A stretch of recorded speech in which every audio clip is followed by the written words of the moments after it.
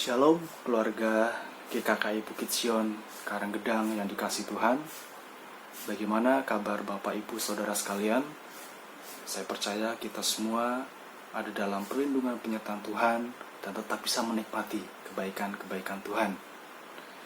Baik, saat ini kita akan bersama-sama merenungkan kebenaran firman Tuhan yang terambil dari kitab Habakuk pasal 3 ayat 17 sampai ayat 19. Habakuk 3 ayat 17 sampai 19, demikian firman Tuhan. Sekalipun pohon ara tidak berbunga, pohon anggur tidak berbuah, hasil pohon zaitun mengecewakan. Sekalipun ladang-ladang tidak menghasilkan bahan makanan, kambing domba terhalau dari kurungan, dan tidak ada lembu sapi dalam kandang. Namun, aku akan bersorak-sorai di dalam Tuhan, beria-ria di dalam Allah yang menyelamatkan aku.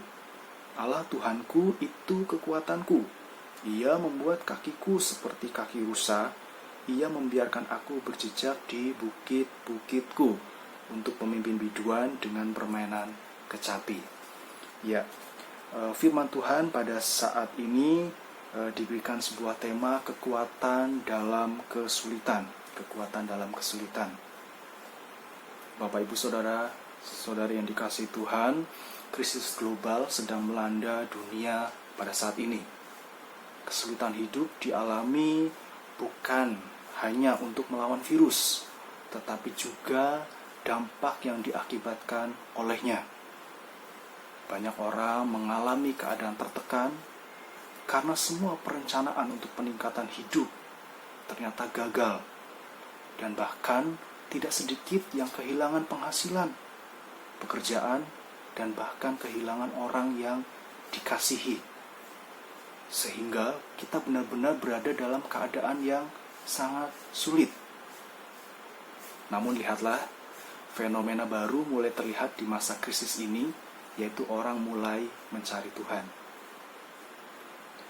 Ya, Bapak Ibu Saudara yang dikasihi Tuhan, Habakuk adalah seorang nabi yang dipanggil Tuhan untuk menyampaikan penghukuman kepada umatnya, pada umat Tuhan. Tuhan mengizinkan penghukuman dijalankan oleh orang Kasdim dengan maksud baik bagi umatnya. Kesulitan hidup membuat umat Tuhan mencari dan mengandalkan Tuhan. Melalui renungan firman Tuhan pada saat ini, kita dapat menjadi pribadi yang tetap kuat dalam menghadapi kesulitan dengan memperhatikan beberapa hal. Pertama, kita akan melihat bentuk-bentuk kesulitan. Ayat 17 menjelaskan ada dua bentuk kesulitan. Pertama, apa yang diharapkan tidak terjadi. Apa yang diharapkan tidak terjadi. Orang mengusahakan memelihara pohon ara, kemudian pohon zaitun, pohon anggur, dan bahkan mengusahakan ladang-ladang agar menghasilkan. Namun kesulitan akan terjadi bila segala sesuatu yang telah direncanakan, diusahakan, dan diharapkan ternyata tidak berhasil atau gagal. Yang kedua, apa yang dimiliki diambil atau hilang. Apa yang dimiliki diambil atau hilang. Ya, selanjutnya sih dikatakan kambing domba di dalam kurungan dan juga lembu sapi di dalam kandang terhalau, menunjukkan kesulitan yang terjadi karena kehilangan apa yang dimiliki. Hal ini tentulah lebih sulit daripada hal yang pertama tadi. Kemudian pertanyaannya, bagaimana cara memperoleh kekuatan di dalam kesulitan? Siapakah orang yang dapat tetap kuat di dalam kesulitan tersebut? Kita perhatikan sama-sama ayat yang ke-18 dan ayatnya yang ke-19. Di situ ada kata-kata 18 bagian B, di dalam Allah yang menyelamatkan aku. Ya. Jadi orang yang tetap bertahan dalam kesulitan, orang yang kuat dalam kesulitan adalah orang yang tinggal di dalam Tuhan. orang yang tinggal di dalam Tuhan. Hal ini mengungkapkan tentang dasar kehidupan Kristen, yakni pertobatan dan juga kelahiran baru. Seseorang yang telah mengalami pembaharuan di dalam Tuhan memiliki kepastian akan kehidupan yang kekal. Inilah pengharapan dan sukacita terbesar yang melebihi kesulitan-kesulitan yang dialami. Kemudian yang selanjutnya, bagaimana orang yang bisa tetap kuat dalam kesulitan? Yang kedua adalah orang yang mengandalkan Tuhan. Orang yang mengandalkan Tuhan. Ayat yang ke-19 dikatakan di situ, Allah Tuhanku itu kekuatanku. Allah Tuhanku itu kekuatanku. Merupakan sebuah komitmen hanya mengandalkan Allah saja. Ya, jadi orang yang mengandalkan Tuhan tidak mencari alternatif di luar Tuhan dalam kesulitan. Kemudian, apa akibatnya, dampaknya bagi orang yang tinggal di dalam Tuhan dan bagi orang yang mengandalkan Tuhan? Kembali kita akan melihat di ayatnya yang ke-18 dikatakan di situ, namun aku akan bersorak-sorai dalam Tuhan, beria-ria di dalam Allah. Ya, ia akan mengalami sukacita di tengah-tengah kesulitan. Ya, kata bersorak-sorak, kata beria-ria menunjukkan sukacita yang terus-menerus keluar dari dalam hati. Ya, sukacita tidak tergantung pada situasi dan kondisi. Ya, saat segala sesuatu berjalan dengan lancar ataupun dalam kesulitan, sukacita kita akan tetap melimpah. Ya, kemudian apa juga dampaknya ketika kita